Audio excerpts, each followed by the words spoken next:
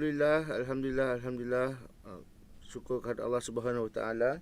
Dan seperti yang Cik Bu dah janjikan pagi tadi, pukul 11 pagi kita akan bersama dengan seorang tetamu undangan kita yang amat istimewa, iaitu Sahibul Samahah Datuk Haji Kipli bin Haji Yassin, Mufti Negeri Sarawak, yang insya-Allah akan bersama-sama dengan kita dalam Bual Bicara Agensi Islam, dan beliau akan mengupas tajuk Isra' Mi'raj, Inspirasi Kesejahteraan Ummah.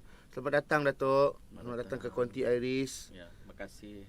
Apa khabar kita Datuk? Alhamdulillah. Nampak sihat ya Datuk Ya, alhamdulillah. Syukur je lah, walaupun kita tu masih dalam keadaan endemik tu tapi kita tu masih sama-sama diberikan Allah kesihatan yang baik. Dan insya-Allah pagi tu Datuk akan bersama-sama dengan kita akan mengupas tajuk seperti yang kami sebut tadi, Isra' Mi'raj, Inspirasi Kesejahteraan Ummah. Manakah kita tu silam lagi Isra' Mi'raj ya Datuk Ya. Okey Datuk, kita teruskan dengan soalan kita yang pertama Datuk Boleh sila-sila. Kita tu selalu mendengar peristiwa Isra' Mi'raj tu Datuk Nang dari kecil dulu kita tu nang disajikan dengan peristiwa Isra' Mi'raj, sama ada di surau-surau, di masjid-masjid, di sekolah ataupun di program-program keagamaan. Jadi hari tu kita segarkan kembalilah minda kita dengan peristiwa besar dalam sejarah Islam tu.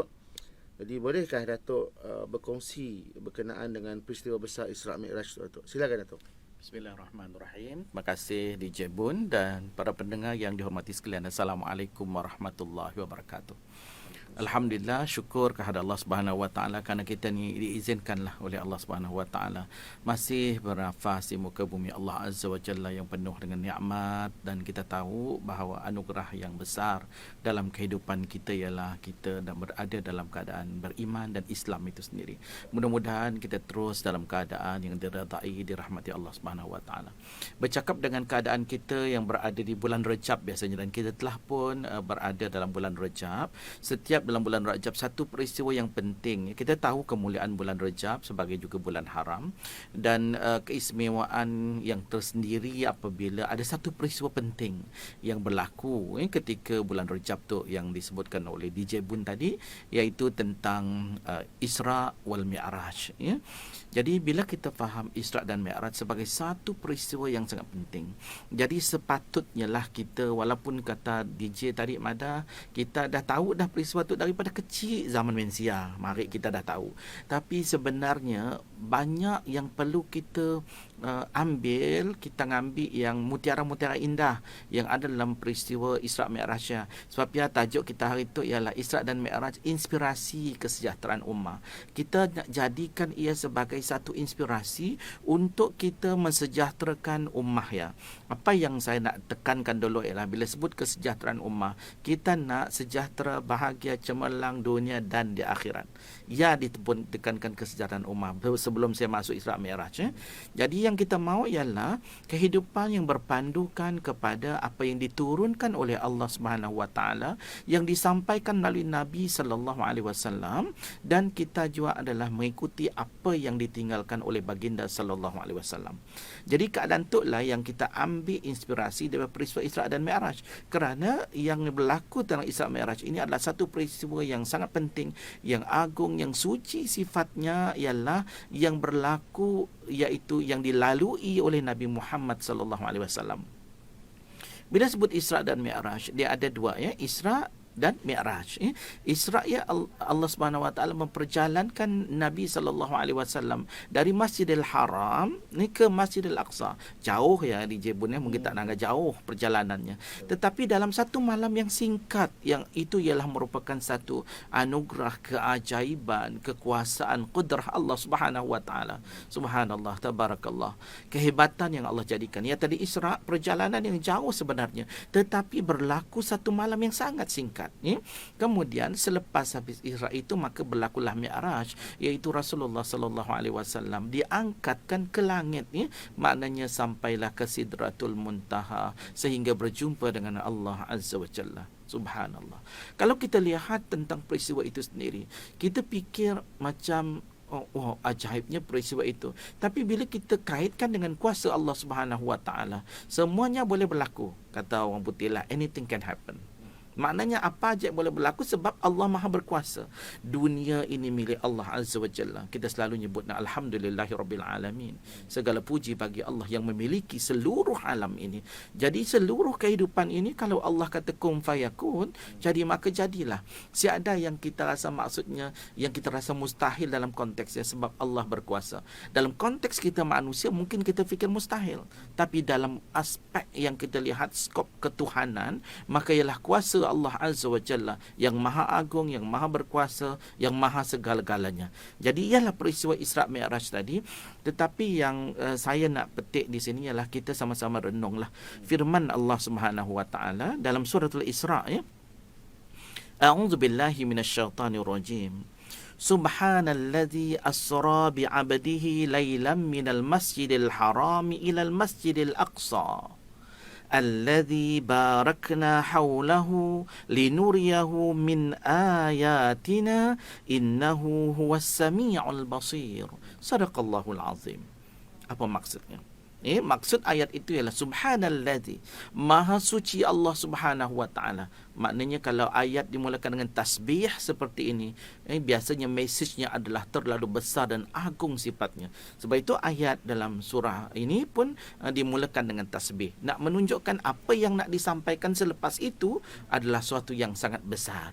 Bila kita katakan tadi subhanalladzi, Allah sebut dalam keadaan itu maha suci Allah yang memperjalankan asra bi'abdih, memperjalankan hambanya. Bi'abdih itu adalah merujuk kepada Nabi Muhammad sallallahu alaihi wasallam.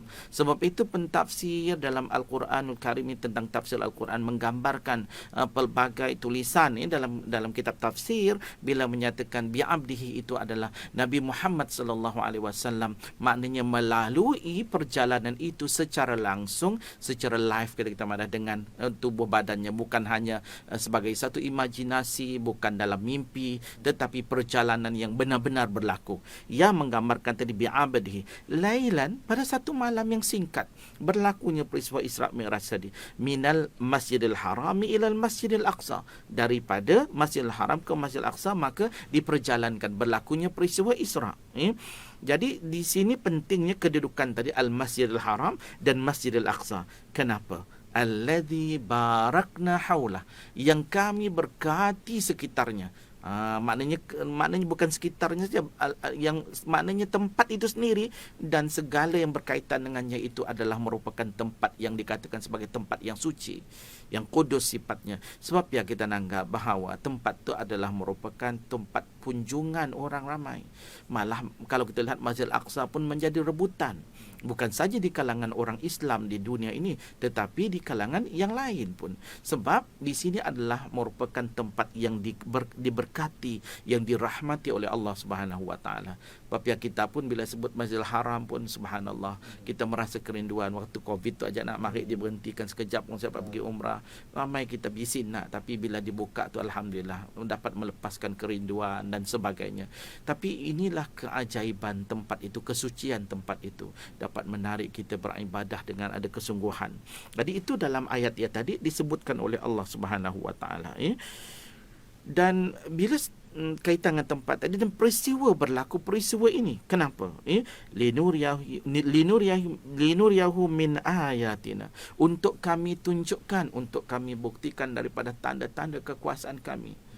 Cuba kita fikir tadi, maknanya dalam satu perjalanan yang singkat, Nabi SAW hanya menunggang burak yang terlalu pantas. Perjalanan yang jauh, diangkat pula sampai ke langit, kemudian dah sampai balik tempat Rasulullah SAW. Tapi kalau kita fikir sekali, maknanya itulah tanda-tanda kekuasaan Allah Subhanahu wa taala. Kalau kita fikir sekarang pun, kalau bagaimana sepantas kilat sekalipun berlakunya kilat ni, maknanya itu kuasa Allah Subhanahu wa taala. Dan kalau kita nak fikir lebih lanjut lagi dengan keizinan Allah, kuasa Allah Subhanahu wa taala, kita nanggakin itu kita bersiaran di Radio Aris tu, Internet Radio Islamik Sarawak. Maknanya dalam dunia digital, kita boleh maknanya siaran untuk dapat diikuti seluruh dunia Kinetok, live dalam FB dan sebagainya. Dalam dunia digital kita nanggam macam ni nak. Kita mari siapa tananggam kecuali kita nanggam dekat maknanya gambar ataupun tempat yang kita lawati. Tapi Kinetok kita boleh nanggam walaupun kita pergi US, walaupun kita pergi London, kita boleh nanggap melalui secara live maknanya dalam sistem yang ada Kinetok lah kecanggihan. Itu kita lihat Kinetok pun dah boleh berlaku keadaan macamnya. Maknanya di setiap kita lihat kuasa Allah SWT memberi keizinan kepada manusia. Allah ciptakan manusia menjadi bijak, akal, fikiran, otak yang cerdas, semuanya daripada Allah SWT. Maka bagi Allah SWT boleh sangat nak melakukan peristiwa Isra' dan Mi'raj tu. Jadi ya tadi linuriyahu min ayatina, untuk kami buktikan, pertunjukkan, untuk kami tontonkan daripada tanda-tanda kekuasaan kami. Kuasa Allah tu banyak kuasa Allah Subhanahu Wa Taala. Tapi ini antara keajaiban yang ditunjukkan oleh Allah Azza wa Jalla atas kelebihan juga Nabi Muhammad sallallahu alaihi wasallam. Dan di akhir ayatnya bila kita lihat itu innahu huwas samiul basir, sesungguhnya Allah itu Maha mendengar dan Maha melihat. Dilihat di situ maknanya dengan kekuasaan Allah Subhanahu Wa Taala Maha mendengar, Maha melihat berlakunya peristiwa yang sangat ajaib tadi tu dengan kuasa Allah Subhanahu Wa Taala, dan Allah boleh menjadikan dengan sifatnya itu malah dengan sifat huwas samiul basir tadi, Maha mendengar dan Maha melihat, itu kuasa Allah Subhanahu Wa Taala. Jadi hebatnya peristiwa Isra' dan Mi'raj itu yang berlaku kepada seorang hamba yang diberikan nama Muhammad sallallahu alaihi wasallam. Jadi dalam peristiwa itu DJ Bun dan para pendengar yang saya hormati, banyak sebenarnya inspirasi yang boleh kita lihat tadi untuk pertunjukan kuasa Allah. Rasulullah sallallahu alaihi wasallam berjumpa dengan pelbagai ataupun menonton pelbagai situasi dalam perjalanan tu lah. Memanglah dalam masa singkat saya tidak dapat mengulas satu persatu, tapi nanti dalam maknanya soalan-soalan lain tu saya akan cuba selitkan apa yang dilihat oleh Nabi sallallahu alaihi wasallam. Dan kalau kita lihat di sini Nabi sallallahu alaihi wasallam ditemani oleh malaikat Jibril alaihi salam, dilantik khas oleh Allah Azza wa Jalla, dan apa yang dilihat oleh baginda sallallahu alaihi wasallam dan dilalui itu ialah ditafsirkan, diberitahukan oleh Jibril.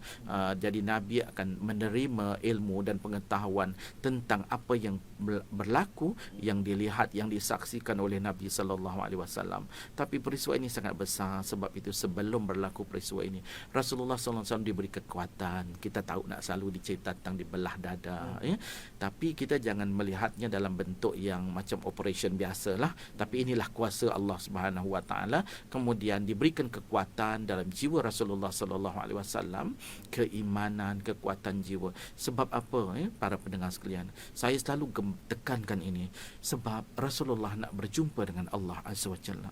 Suatu peristiwa yang sangat agung dan besar sifatnya, nak berjumpa dengan Allah yang tidak dilalui oleh insan lain, tidak dilalui oleh manusia lain. Nabi lain pun melalui apa yang dilalui oleh Nabi Muhammad sallallahu alaihi wasallam. Maka peristiwa itu terlalu besar. Maka sebab itu diberikan satu kekuatan yang sangat besar juga sifatnya untuk berhadapan dengan Allah Azza wa Jalla sebagai satu persediaan. Cemialah juga kita kelak bila kita dalam hidup tu, inspirasi yang awal saya nak tekankan.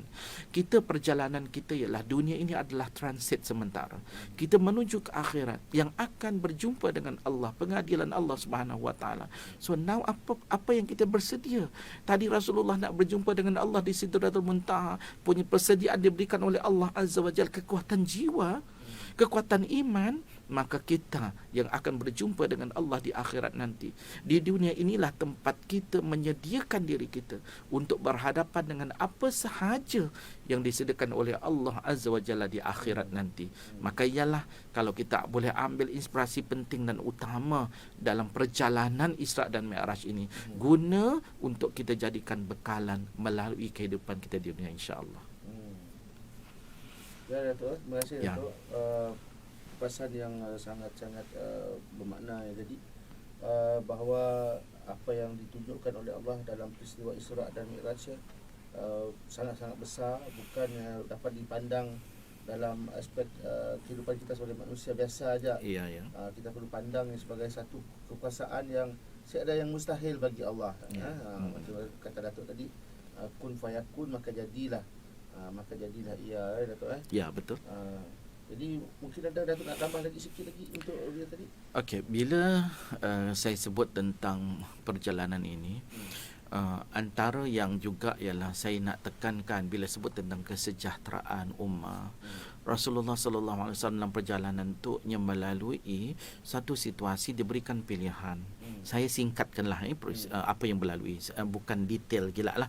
Kita boleh cek balik dalam maknanya dalam buku tentang Isra Mi'raj, iman hadis tentang perkara yang dilalui oleh baginda sallallahu alaihi wasallam. Bila Rasulullah berikan pilihan dua bekas, satu bekas yang adalah merupakan yang digambarkan sebagai susu suci bersih, satu ialah bekas yang dikatakan sebagai arak, maka Rasulullah pilih susu. Dan apa kata Jibril alaihissalam kepada Rasulullah sallallahu alaihi wasallam? Pilihanmu sungguh tepat. Ya Rasulullah, pilihan Rasulullah itu suatu yang sangat tepat kerana Islam adalah sesuai dengan fitrah. Maknanya Rasulullah pilih sesuatu itu tadi menggambarkan betapa Islam itu sesuai dengan fitrah yang sepatutnya menjadi satu panduan pegangan hidup kita. Kadang-kadang di jebunan para pendengar, dalam hidup kita tu ada masa kita merasakan kena Allah jadikan macam tu, kena Allah syariatkan macam tu.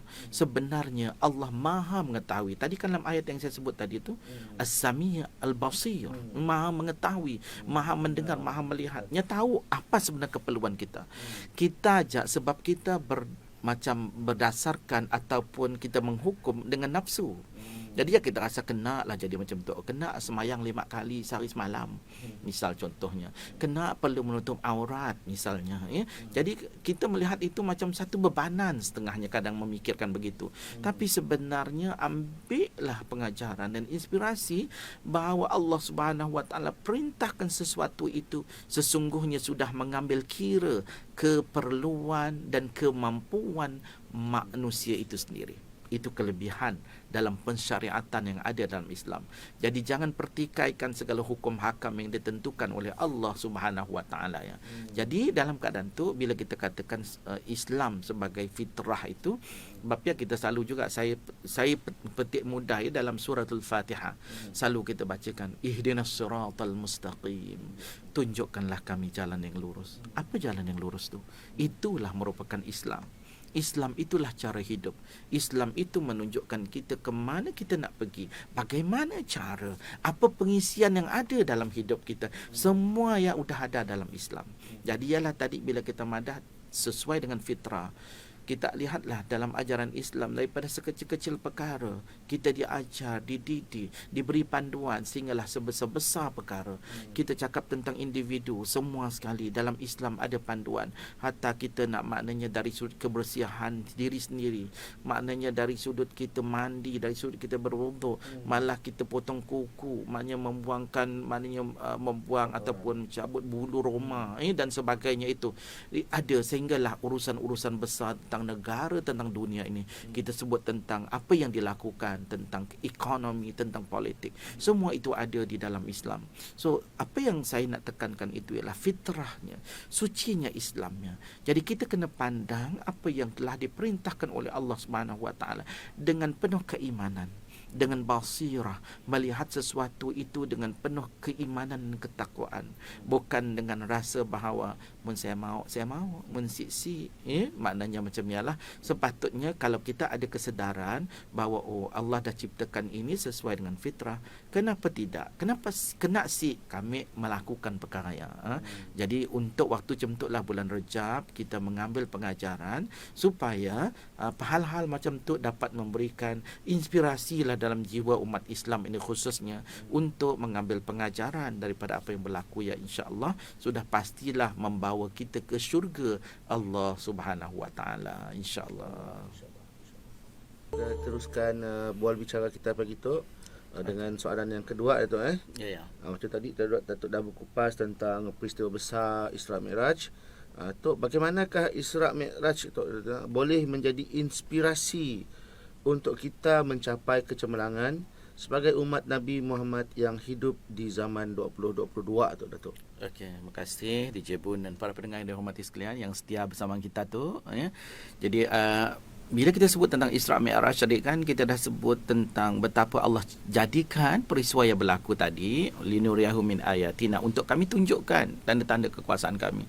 So tanggungjawab kita ialah menjadikan peristiwa ini sebagai satu inspirasi untuk mencapai kecemerlangan dan kesejahteraan ummah lah. Sebab saya sebut tentang kesejahteraan ini adalah termasuklah dalam kesejahteraannya adalah kecemerlangan kita di dunia dan juga kesejahteraan ummah kelak di akhirat, supaya kita kelak ditempatkan dalam syurga Allah yang penuh dengan nikmat, subhanallah, yang tak boleh kita gambarkan dengan akal fikiran, dengan mata, dengan telinga kita, tak boleh kita gambarkan kenikmatan dalam syurga ini. Jadi apa yang kita nak beritahu tentang bagaimana ya tadi ialah Rasulullah sallallahu alaihi wasallam melihat, menyaksikan beberapa perkara, maknanya peristiwa-peristiwa penting untuk jadikan pengajaran dalam perjalanan tu lah. Jadi ditunjukkan oleh Allah Azza wa Jalla, gunanya kelak ialah untuk kita mengambil pengajaran daripada peristiwa ya. Sebab ya Nabi pun menyampaikan apa yang dilihat oleh baginda sallallahu alaihi wasallam kepada para sahabat ketika itu. Jadi antara yang pentinglah bila saya nak tekankan di sini, nak cemerlang, nak sejahtera dunia akhirat, kunci penting ialah akidah, iman. Sebab bagi orang yang beriman, kita nak masuk syurga Allah Subhanahu Wa Taala tadi, kunci pintu syurga tu ialah iman tu lah.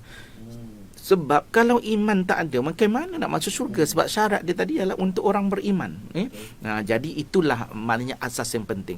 So dalam peristiwa Isra dan Mi'raj tu ada peristiwa yang penting juga yang dilalui oleh baginda sallallahu alaihi wasallam, iaitu bila kita kaitkan dengan kisah Masyitah. Masyitah ini adalah tukang sikat Firaun tu. Bila jatuh sikat tu, dia pun sebut nama Allah. Jadi pendekkan cerita Masyitah itu, dilihat begitu sudah pasti anak yang maknanya walaupun kecil boleh memberitahu kepada ayahnya. Kita pun tahu kan kedudukan Firaun yang kita tahu, sehingga dilaknat Allah dalam Al-Quran kerana dia antara sebabnya ialah mengaku diri menjadi Tuhan. Jadi bila dalam keadaan tu, Masyitah tu ada percaya dengan yang lain, iaitu Tuhan, iaitu Allah Subhanahu Wa Taala.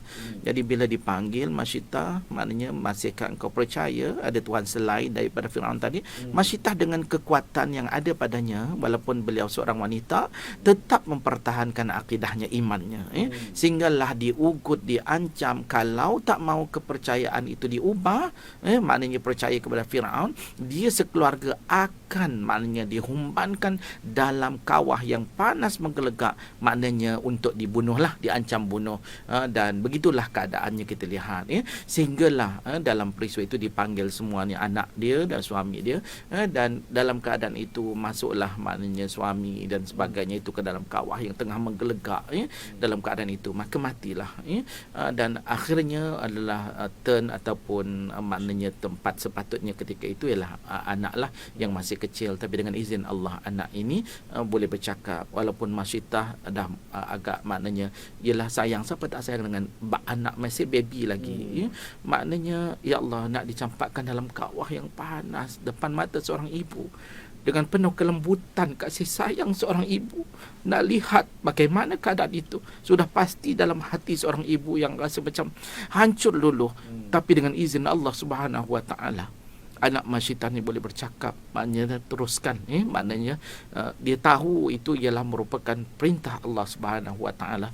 Jadi dalam keadaan itu, teruskan itu maksudnya ialah dia tetap mempertahankan akidahnya sebagai orang yang beriman kepada Allah Subhanahu Wa Taala. Maka sebab itulah mereka itu dimasukkan di dalam kawah yang panas menggelegak tadi, sehinggalah maknanya semua keluarganya telah pun maknanya menjadi mangsa kepada Firaun itu, dan kemudian dikuburkanlah. Itu yang mengeluarkan bau yang harum, bau yang sangat harum, yang tidak pernah dicium ataupun dihidu oleh Nabi sallallahu alaihi wasallam, bauan yang sangat wangi itu. Bila ditanya kepada Jibril, itu yang diceritakan oleh Jibril tentang bagaimana Masyitah yang mempertahankan akidahnya. Apa yang saya nak tekankan ini adalah cabaran yang besar dari sudut akidah itu, yang kalau seorang wanita yang punya kelembutan begitu, dengan diuji demikian rupa dapat memberikan kekuatan jiwa dan iman dia, maka inspirasi besar kita hari ini, walaupun apa cabaran umat Islam itu, maka kita pertahankan akidah kita. Apa yang dilalui oleh kita pada hari ini dengan cabaran tentang iman, pemikiran dan sebagainya, dalam dunia internet hari ini lagi pelbagai yang kita lalui, maka kita perlu pertahankan akidah itu. Sebab saya katakan tadi, inilah kunci kebahagiaan di akhirat. Iman inilah penting menjadi kunci kepada syurga yang kita inginkan, yang kita dambakan, syurga itu. Jadi sebab itu kita kena kuatkan iman kita, pastikan iman kita itu adalah dalam keadaan sejati, dalam keadaan murni. Jangan ada kepercayaan yang boleh membawa kepada syirik kepada Allah Subhanahu Wa Taala. Jangan mempunyai sesuatu kepercayaan yang melanggar segala apa yang telah Allah Subhanahu Wa Taala tentukan. Ini adalah sangat penting bila kita nak katakan kecemerlangan ummah, kesejahteraan ummah. So akidah tu kena jaga, dan saya nasihatkan kita benar-benarlah didik, latih anak-anak kita dan sebagainya. Dunia sekarang ini sangat mencabar di hujung jari kita. So anak-anak kena ada benteng yang kuat dari sudut iman dan akidah ini. Dan termasuklah kita yang dewasa juga perlu, sebab bahan-bahan yang kita tatapi, yang kita baca, yang kita tonton hari ini sangat menghantui kehidupan kita sekiranya kita tidak ada benteng dan kekuatan itu. Itu yang pertama. Jadi yang kedua ialah apa yang saya nak tekankan ialah soal ibadah. Bila kita nak cemerlang ni tuan-tuan dan puan-puan, kita tadi kan akur, kita diciptakan oleh Allah Subhanahu Wa Taala. Kita bersyahadah asyhadu an la ilaha illallah wa asyhadu anna Muhammadar Rasulullah. Kita tahu situ, kita bersyahadah, bersaksikan tiada Tuhan yang patut disembah melainkan Allah. So maknanya dalam hidup ini kita tak boleh tinggalkan ibadah syariat Allah Subhanahu Wa Taala. Dan dalam peristiwa Isra' dan Mi'raj ini banyak ditunjukkan peristiwa-peristiwa yang tentang ibadah ini. Dan yang saya nak tekankan ialah tentang solat. Sebab solat ini Rasulullah digambarkan bagaimana orang yang alpa, yang lupa, yang lalai tentang solatnya, kemudian mencampakkan, maknanya menghancurkan kepala sendiri sehinggalah kembali balik dan sebagainya. Itu gambaran orang yang melalaikan solat. Dan malah dalam Isra' dan Mi'raj ini, bila Rasulullah sallallahu alaihi wasallam mempunyai perjanjian ataupun pertemuan dengan Allah Azza wa Jalla, ini sangat special yang berlaku dalam Isra' dan Mi'raj. Malah inilah sebenarnya klimaks dan kemuncak peristiwa Isra' dan Mi'raj itu. Rasulullah sallallahu alaihi wasallam menerima pensyariatan tentang salat itu secara langsung, secara direct daripada Allah Subhanahu Wa Taala. Yang lain kan melalui, maknanya wahyu melalui mimpi pun ada masa ketika Rasulullah itu, kemudian Jibril datang, maknanya jumpa Rasulullah sallallahu alaihi wasallam, tetapi solat ini diterima langsung direct daripada Allah Subhanahu Wa Taala dalam pertemuannya. Sini cukup besar, signifikan kalau kita lihat dari sudut itu, nak membuktikan betapa besarnya tentang kefarduan ibadah solat. Jadi inilah yang kita kena jaga. Saya tidak detailkan tentang peristiwa bagaimana kefarduan itu daripada berapa ke berapa waktu dan sebagainya itu, tetapi saya tekankan dari sudut keutamaan kefarduan solat itu. Yang kita ambil pengajaran, sebenarnya solat inilah yang sepatutnya dilakukan keutamaan oleh umat Islam. Kita tak boleh tinggal solat ini 5 waktu sehari semalam, tambah lagi dengan solat-solat sunat dan sebagainya. Sebab ini rukun Islam. Solat itulah rukun Islam. Malah kalau kita lihat maupun hadis Rasulullah sallallahu alaihi wasallam sendiri pun menekankan tentang amalan yang paling awal sekali, pertama sekali dia akan dinilai oleh Allah Azza wa Jalla nanti ialah tentang solat. Baik solat itu, insya-Allah baiklah yang lain. Sebab itu kalau kita lihat kan dalam firman Allah Subhanahu Wa Taala, inna salata tanha 'anil fahsya'i wal munkar. Sesungguhnya solat itu mencegah kita daripada fahsya' dan munkar itu. Jadi ia menjadi benteng, dan bila kita buat amalan solat baik, maka kita terhalang daripada melakukan perkara-perkara kemungkaran yang lain. Jadi untuk cemerlang, untuk sejahtera dunia dan akhirat, itulah merupakan peristiwa ataupun amalan penting. Kadang-kadang kita mencari macam-macam macam ni. Atuklah belum semayang 5 waktu, tolonglah kita semayang 5 waktu sehari semalam. Solat tunaikanlah. Kalau masih sekejap semayang maghrib, isyak saja, kita disiplinkan diri kita. 5 waktu sehari semalam itu adalah merupakan fardu, wajib, malah menjadi rukun Islam. Kita didik anak-anak kita untuk menunaikan solat. Diajar mereka 7 tahun dah pandai solat. Kalau tak solat juga 10 tahun, kita disarankan untuk mendidik dia dengan memukul sedikit sebagai pengajaran kepada anak-anak. Kenapa Islam letakkan itu? Sebab inilah antara perkara penting dalam hidup kita yang membentuk jiwa manusia, membentuk pribadi manusia, membentuk wawasan kehidupan manusia. Isra Mi'raj mengajar kita erti kepentingan, signifikan salat dia tadi, maka naklah dilakukan sebaik-baiknya. Sebab dalam hidup kita kena ada gunakan bulan Rajab ni datang pada kita kan. Kita muhasabah diri kita. Tak lama lagi Syaban, kemudian Ramadan. Maknanya kita mengambil pengajaran supaya ibadah kita sempurnakan. Begitu jugalah ibadah-ibadah yang lain bila kita tekankan tadi dari sudut kelebihan ibadah itu. Jadi dalam peristiwa tu pun dipertontonkan. Begitu juga tentang, kalau kita lihat tentang muamalat riba, kita tak boleh makan riba. Itu dah ditunjukkan kepada Rasulullah sallallahu alaihi wasallam. Peristiwa tentang ekonomi lah maknanya, sebab riba ini diharamkan mencengkam kehidupan umat ni. Maknanya dia adalah dalam keadaan diharamkan oleh Allah Subhanahu wa taala, kan jelas wa halallahu al-bai' wa harrama riba. Iaitu Allah menghalalkan jual beli perniagaan dan mengharamkan riba. So sekarang sistem sudah jelas, kita ada sistem muamalah Islam, keuangan Islam, perbankan Islam, dan banyak yang mempunyai ciri-ciri Islam yang dalam proses untuk kesempurnaan, yang dalam keadaan yang ada di antaranya yang sudah solid dari sudut kekuatan sistemnya. Jadi maknanya dilihat di sudut itu, kita tinggalkanlah yang ada riba tu sebagai seorang Islam, kerana kita dah diajarkan, dah diberitahu tadi kan bahawa riba itu sesuatu yang haram, maka naklah tinggalkan. Jadi itu jelas untuk kebahagiaan kita.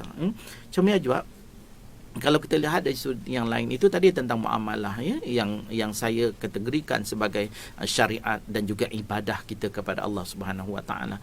Kemudian macam juga bila kita sebut tentang dari sudut kewajipan, kefarduan zakat, juga ibadah zakat ni, sehingga digambarkan bagaimana orang yang tak keluarkan zakat itu berenang dalam maknanya lautan, sungai, air yang dalam keadaan yang bernanah, dalam keadaan itu kemudian dicampakkan ke dalam mulutnya, makan maknanya buah yang daripada neraka. Wa na'udzubillah min zalik. Sangat hancur, makan perutnya hancur, makan buah daripada neraka. Wa na'udzubillah min zalik. Kalau kita fikir, inilah merupakan inspirasi besar supaya umat Islam tahu tanggungjawab untuk mengeluarkan zakat. Ada asnaf-asnaf yang perlu kita bantu, sebab mereka juga perlu bantuan daripada kita. Kalau kita mampu dalam golongan orang yang layak untuk mengeluarkan zakat, kenapa tidak kita keluarkan zakat itu? Sebab tadi ditunjukkan kepada Rasulullah sallallahu alaihi wasallam betapa azabnya orang yang tak mau keluarkan zakat tadi. Kerana kita kena ambil perhatian dan maklum, 2.5% itu adalah bukan hak kita. Itu hak orang lain. Sebab itu Allah tunjukkan tadi, sehingga hancur luluh yang ada dalam perut itu, kita makan buahan daripada neraka yang kita tahu sangat panas, sangat mengazabkan. Sebab Allah nak bagi pengajaran dan tunjuk pada kita, kerana kita makan bukan hak kita. 2.5% yang ada dalam harta kita itu bukan hak kita. Hak asnaf yang perlu kita keluarkan. Jadi walaupun kita rasa kurang apabila duit kita dikeluarkan itu, tapi sebenarnya percayalah Allah akan buka pintu rezeki yang lain. Itu kita kena lihat dari sudut ini. Ini mencemerlangkan kita, mensejahterakan kita. Bantu orang yang susah, bantu orang yang miskin, fakir dan sebagainya. Ini kan untuk mencapai kecemerlangan dan kesejahteraan. Dalam masa yang sama, kita pun mendapat kelebihan daripada Allah Subhanahu wa taala. Itu banyak aspek ibadah yang kita lihat di dalam peristiwa Isra dan Mi'raj. Tapi saya rumuskan begitu. Yang ketiga, di Jebun bila kita sebut tentang akhlak dan juga sosial ni, subhanallah. Sebab itu Rasulullah sallallahu alaihi wasallam diutuskan kepada kita adalah untuk menyempurnakan akhlak itu sendiri. Innama bu'ithtu liutammima makarimal akhlaq. Sesungguhnya aku diutuskan untuk menyempurna kemuliaan akhlak manusia. Jadi dalam peristiwa Isra Mi'raj ni banyak sebenarnya ini ditunjukkan tentang akhlak. Kalau saya ambil dari sudut sosial saja, dari sudut komunikasi, lidah saja, setakat pembacaan saya hampir 5 perkara yang berkaitan dengan lidah, yang mana maknanya komunikasi yang kita lakukan secara salah, mengumpat dan sebagainya, itu ada siksaan ditunjukkan oleh Allah Azza wa Jalla. Apa maksudnya? Maknanya kita kena jaga lidah kita, sebab berkaitan dengan akhlak sosial. Jaga hubungan kita, silaturahim kita dengan orang lain. Ini maknanya kita tak boleh mengata orang lain. Kita tak boleh menderhaka ibu bapa kita hanya dengan perkataan, dengan perkataan ofcis dan sebagainya. Itu ada dalam Al-Quranul Karim. So maknanya kalau kita lihat di sudut itu, hubungan sesama manusia yang kena jaga. Kita tahu lidah ini dia tak bertulang, tapi dia kesan dia sangat bahaya. Lidah boleh boleh membawa fitnah yang boleh merosakkan seluruh manusia pun boleh. Maknanya lidah boleh menyebabkan apa yang berlaku kepada masyarakat sekarang ini, maknanya porak-peranda. Dengan umpatan, dengan kejian, dengan istilah sekarang membawang dan sebagainya, dan apa lagi yang berkaitan dengan lidah itu, saksi palsu dan sebagainya. Sekarang ni banyak, tapi saya nak rumuskan berkaitan dengan ini bukan saja lidah persi, ataupun ini adalah boleh kita ambil pengajaran bukan saja dari sudut lidah itu, tapi apa-apa saja dari sudut komunikasi yang kita gunakan. Maklum hari ini dengan teknologi yang canggih, bukan sahaja melalui lidah, maknanya dengan ujung jari pun kita WhatsApp, kita forward berita yang tak betul, dengan dalam Telegram, dalam FB, dalam apa-apa sekalipun perkara yang fitnah, perkara yang tak betul kita sampaikan, sudah pasti kesan dia pada diri kita dan masyarakat keseluruhannya. Jadi sebab tu kena ambil pengajaran dari sudut akhlak ini, kena jagalah akhlak yang baik, kena hiasi diri dengan akhlak yang mulia. Ini contoh-contoh yang ada di dalamnya. Dan akhir sekali dari sudut yang soalan yang dikemukakan oleh DJ Bun tadi itu tentang kecemerlangan ini. Tadi of course bila kita nak cemerlang, kita kena jaga akhlak itulah. Kemudian dari sudut kecemerlangan juga, peristiwa Isra' Mi'raj ni boleh jadikan inspirasi untuk kita kuat bekerja, bermujahadah. Maknanya bukan jadi orang malas, bukan jadi orang yang tunggu dan lihat, bukan nak pemikiran yang sangat negatif, pemikiran yang terlalu maknanya tertutup. Ni kita lihat dengan cabaran COVID, kita rasa seolah-olah kita tak mampu nak buat kerja, so kena cari ada masalah yang ni kita cari penyelesaian cara lain. Kenapa? Kalau kita lihat peristiwa Isra' Mi'raj, Rasulullah sallallahu alaihi wasallam melihat kehairanan baginda sallallahu alaihi wasallam melihat orang yang cucuk tanam, tapi hasil dia keluar dalam masa yang selepas tanam keluar hasil. Tuai hasil tu maknanya dapat lagi, hasil tu tanam lagi dan sebagainya, terlalu cepat. Bila tanya pada Jibril, itu ialah gambaran umatmu yang berjihad di jalan Allah Subhanahu Wa Taala. Jihad jalan Allah. Memang kalau kita nak terjemahkan jihad secara umum ialah dalam keadaan kita menjaga agama Allah Subhanahu Wa Taala, mempertahankan agama Allah Subhanahu Wa Taala. Tapi jihad juga boleh dimaksudkan dalam bentuk yang umum, iaitu mujahadah, kesungguhan dalam apa yang kita lakukan, kesungguhan dalam bekerja, kesungguhan dalam berusaha mencari pendapatan. Itu semua adalah kesungguhan. Jadi maknanya kita di dunia sementara Allah masih bagi umur pada kita, masih boleh bernafas, masih boleh bercakap dan hidup di muka bumi Allah Azza wa Jalla, rebutlah peluang yang ada tu untuk mencari kehidupan sebaik-baiknya, kehidupan yang diredai oleh Allah, sumber rezeki yang halal, kerja yang diredai oleh Allah Subhanahu Wa Taala, dalam masa yang sama mempunyai akidah yang mantap, iman yang kuat, kemudian kita tidak tinggalkan syariat Allah, kita lakukan ibadah kepada Allah Subhanahu Wa Taala. Kita maknanya mempunyai keseimbangan, balance dalam kehidupan kita antara keperluan dunia dan akhirat. Jadi peristiwa-peristiwa yang dilalui oleh Nabi sallallahu alaihi wasallam sesungguhnya memang cukup untuk menjadi inspirasi kepada umat dalam mencapai kesejahteraan dunia dan akhirat, insya-Allah. InsyaAllah. Terima kasih Ustaz Datuk atas inspirasi tadi. Bagaimana Isra' Mi'raj boleh menjadi satu inspirasi kepada kesejahteraan ummah. Kita boleh lihat peristiwa-peristiwa yang berlaku sepanjang Isra' Mi'raj, kita boleh pandang dengan lebih mendalam lagi bahawa ia adalah boleh jadikan satu sumber kepada kekuatan kita untuk terus hidup sejahtera di muka bumi, insya-Allah. Saya nak tekankan dari sudut ilmu, Isra' Mi'raj sebenarnya adalah merupakan satu manifestasi keilmuan. Banyak syarat dalam tu adalah merupakan suatu yang ilmu, sebab Rasulullah sallallahu alaihi wasallam dalam prosesnya, kalau kita lihat perjalanan Isra' Mi'raj, ia merupakan suatu perpindahan ilmu yang sangat besar, bukan saja dari sudut perpindahan itu tetapi dari sudut penghayatan ilmu itu sendiri. Baginda sallallahu alaihi wasallam telah melalui peristiwa yang sangat besar dan untuk disampaikan kepada umat. Jadi dalam kita nak mencapai kecemerlangan, ilmu adalah merupakan antara asas yang penting. Sama ada ilmu tentang dunia, tadi kan kehidupan dunia, kita nak mencapai kecemerlangan perlu adakan ilmu tentang akhirat. Bagaimana kita dari soal akidah tadi, bagaimana tentang solat, kita perlukan kepada ilmu. So kena belajar ilmu fardu ain, ilmu fardu kifayah, sebab nak cemerlang ini perlu dimiliki. Sebab ilmu inilah merupakan maknanya bekalan yang terbaik dari sudut untuk hidup ni, sebab kita akan tahu bagaimana nak buat sesuatu. Lihat saja sejarah dunia, orang-orang yang hebat, yang cemerlang ialah disebabkan oleh ilmu. Sama ada ilmu tu secara formal ataupun tidak. Orang boleh buat sesuatu adalah merupakan disebabkan oleh ilmu. Mungkin kita lihat kalau seorang peniaga lah, kita ambil contoh di Sarawak, seorang peniaga kek lapis Sarawak, dia adalah, walaupun mungkin kita ada di antaranya tak masuk universiti pun, tetapi mereka cemerlang sebab dia ada ilmu. Ilmu dia membuat kek tadi, bagaimana nak sediakan kek yang betul, yang sedap dan sebagainya. Itu yang saya maksudkan tadi, sama ada ilmu formal ataupun tidak. Maknanya ilmu daripada ibu bapa dia, bagaimana nak sediakan kuih, apa kandungan dalam tu, bagaimana nak buat dia lembut, bagaimana nak jaga kualiti dia.